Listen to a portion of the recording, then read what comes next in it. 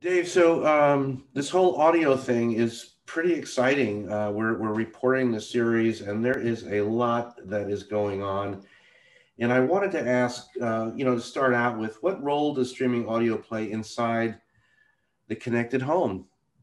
Yeah, I think a key role and a role that continues to accelerate as folks use the audio devices differently and more consistently. I think the audio world in the connected home definitely is a key change driver that we're seeing. In fact, we just did a survey, should be released on Friday, December 5th.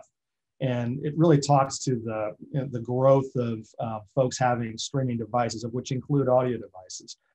3 out of 6, 47% of folks say they have 3 to 6 devices in the home. And I've got data here, 32% having 7 or more connected devices. And those devices include smart speakers and those devices where you can ask. I don't want to say the name because my whole house will go off. But those devices certainly are increasing and playing an increasing role in the connected home that advertisers are so greatly interested in. So, how has the whole COVID pandemic, it's affected so many of us in so many ways in our industry, and I like to think in some positive ways.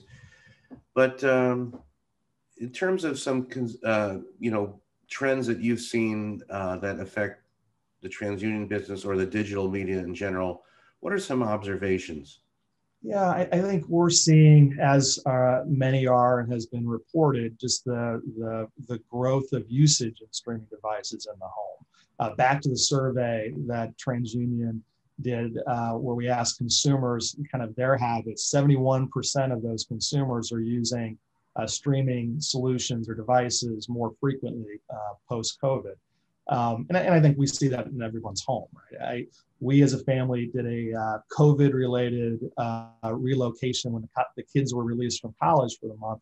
And when I looked at the devices that were making it in the very limited space as we did our relo, smart speakers were 2 of the 5, right? So I think that growth and that kind of dependence we're all seeing, and the impacts to the ad business or the business in general, is we need to understand those devices and how they, from an identity perspective, how those are woven into the home, as we need to be able to understand what's happening in the home, and ultimately with the goal and the vision of being able to reach those consumers with more audience-based advertising opportunities. So definitely a core driver, and one that I don't think goes backwards, right? If we think about, I now listen to my podcasts on my smart speaker at home, right? I don't think when I start commuting that will change.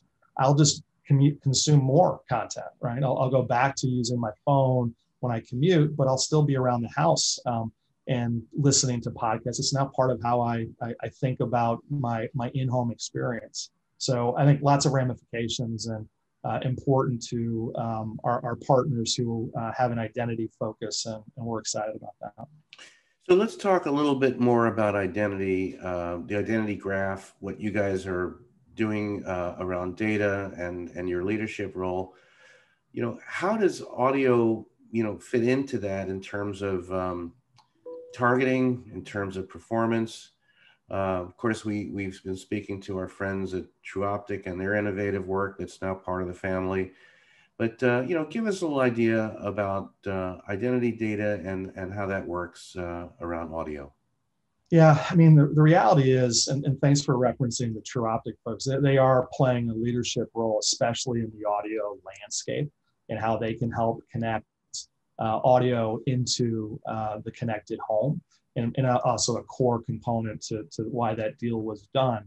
I think the key for us is, we know that devices are changing, right? Consumers' behavior is changing. And the audio devices, and back to the smart speakers, those are on different keys, right? So our position is how do we look at all the different devices and the different keys that those all kind of bring together to really create a full and comprehensive view of identity. And the audio component is a key component, but it fits into that overall comprehensive view.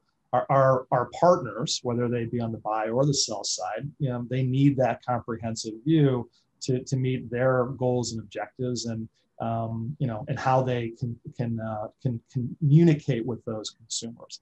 So there's added implications to that. There's actually also non-advertising but fraud-related type opportunities, and TransUnion has a long history in the fraud space. When I mean fraud, this is password protection or the use of how people use passwords and share passwords and things like that, as well as how people sign up for paid solutions. So all this starts coming together.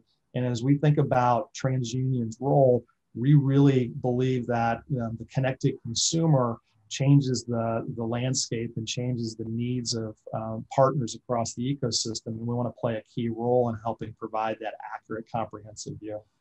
Dave, so some thoughts you have about where this whole audio revolution is going next year? Where is it headed? Yeah, I mean, exciting times, right? The consumer behaviors are only going to continue to accelerate. We're still spending time at home, and the behavior changes that are already now ingrained will continue. I think the number of smart devices, audio-based, is only going to increase. I have my secret Santa list, and I hope none of my recipients of my gifts will be watching this, but they're all getting smart speakers, right? They're really inexpensive, and folks want them. So I think what that'll do is create enough scale that will drive more innovation in the ad ecosystem, especially as it relates to advertiser or audience-based targeting and measurement as it relates to audio, just like we've seen in digital to video. It's coming to audio as the scale gets there as well. So I think it's an exciting time, and TransUnion's in a great position. We're thrilled to have the TrueOptic team as part of the umbrella, and the innovative work they're doing in the space is only going to put us, the ecosystem, in a really good position to capitalize on the opportunity that's in front of us all.